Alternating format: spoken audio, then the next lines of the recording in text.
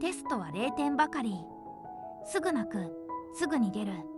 なのになぜのびのび太は何十年も愛され続けているのでしょうか。その理由が今日の話で少しわかるかもしれません。それでは聞いていきましょう。のびのび太はごく普通の小学生として暮らしていた。勉強は苦手、運動も苦手、何をやってもうまくいかない。テストでは0点を取り、野球では失敗し、母親には怒られる。先生にも注意され、周囲から呆れられる毎日だった。学校から帰ればランドセルを放り投げて昼寝をする。宿題は後回し、嫌なことからはすぐ逃げる。しかものび太は異常なほど眠る。3秒で眠れると言われるほどで、どこでもすぐ寝てしまう。空き地でも寝る、廊下でも寝る、授業中でも寝る。のんきにも見えるが、それものび太らしさだった。そんな姿だけを見ると、のび太は頼りない少年に見える。だがのび太という人物はただの怠け者ではなかった。彼は弱い。だからこそ人の痛みに敏感だった。誰かが泣いていると放っておけない。困っている人間を見ると自分も怖いのに助けようとしてしまう。その優しさがのび太という少年の芯にあった。動物ともすぐ仲良くなる。弱い立場の相手を見ると放っておけない。だから映画でも敵だった相手と最後に分かり合おうとすることが多かった。そんなのび太の部屋へある日突然、未来から猫型ロボットがやってくる。ドラえもんだった。未来の世界ではのび太は失敗ばかりの人生を送り、子孫たちまで困らせていた。その未来を変えるためにドラえもんが送り込まれた。突然始まった不思議な共同生活。未来の道具、空を飛ぶタケコプター、どこへでも行けるどこでもドア。子供なら誰もが憧れる世界だった。だがのび太は未来の道具を手にしても急に立派な人間になれたわけではない。楽をしようとする、ズルをする、調子に乗る、そして結局問題を大きくする。それがのび太だった。だが不思議と完全には嫌いになれない。弱くて情けない。なのにどこか放っておけない。それはのび太が完璧な主人公ではないからだった。強いわけではない。天才でもない。勇敢でもない。むしろ臆病ですぐ泣いて逃げたくなる。だが本当に大切な瞬間だけのび太は逃げない。友達が傷つけば前に出る。でも喧嘩は弱い。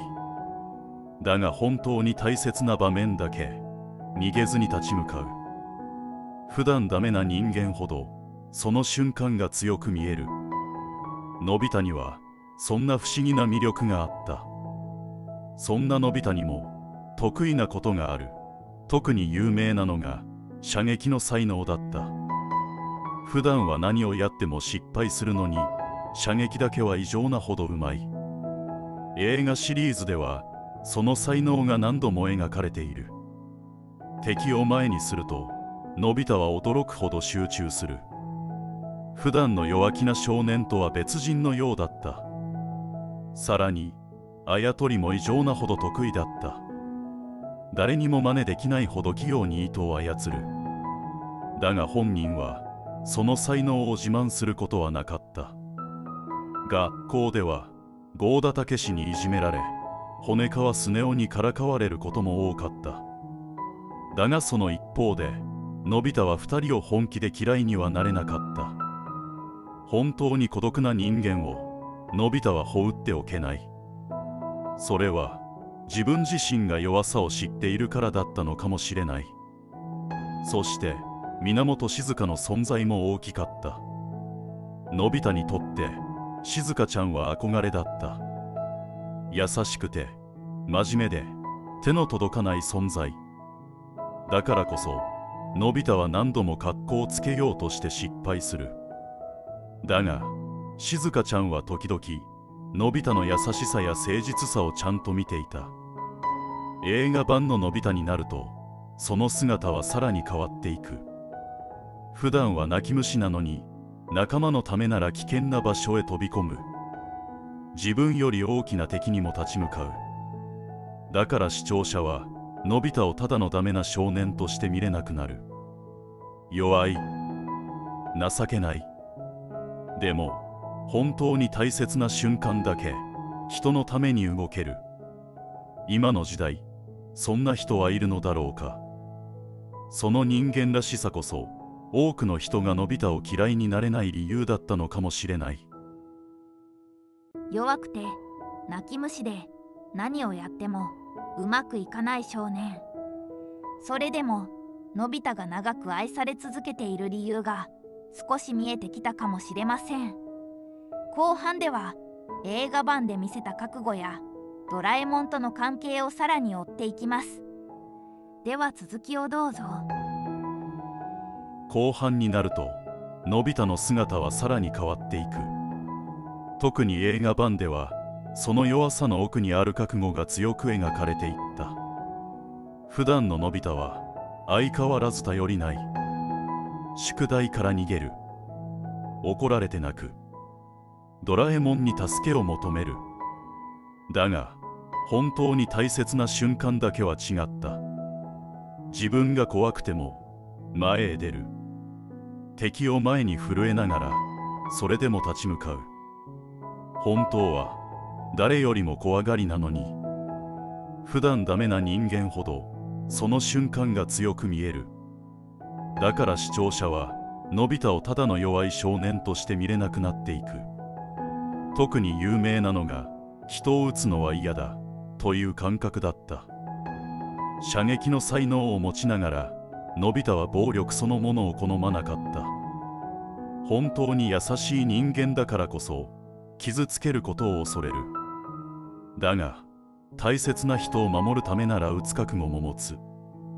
その葛藤がのび太という人物の大きな魅力だった。そしてドラえもんとの関係も物語が進むほど特別なものになっていく。最初はただ未来の道具に頼るだけだった。困ったら助けてもらう。楽をさせてもらう。そんな関係にも見えた。だが本当は違った。ドラえもんはのび太を甘やかすために来たわけではない。弱いままでも人として成長してほしかった。だから時には厳しく突き放す。のび太もまたその中で少しずつ変わっていく。有名な話の一つにドラえもんが未来へ帰ってしまうエピソードがある。突然一人になるのび太。いつも隣にいた存在がいなくなる。その時のび太は初めて本気で立ち上がろうとする。僕だって一人でできるんだ。それは強い人間の言葉ではなかった。弱くて泣き虫で不安だらけの少年が震えながら言った言葉だった。だからこそ多くの人の心に残った。ドラえもんに頼っていた少年が自分の足で立とうとする。その小さな成長がのび太という人物の大きな魅力だった。さらに有名なのがドラえもんのび太の結婚前夜だった。未来の静香ちゃんが本当にのび太と結婚して幸せになれるのか不安になる。だがそこで静香ちゃんに父親が語る。のび太くんを信じなさい。のび太くんを選んだ君の判断は正しかったと思うよ。あの青年は人の幸せを願い、人の不幸を悲しむことのできる人だ。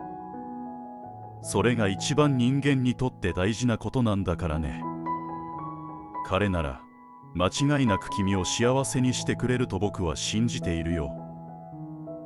それはのび太という人物を一番よく表した言葉だった。強くなくてもいい。完璧じゃなくてもいい。失敗しても泣いても逃げたくなってもいい。それでも人に優しくできる人間はいる。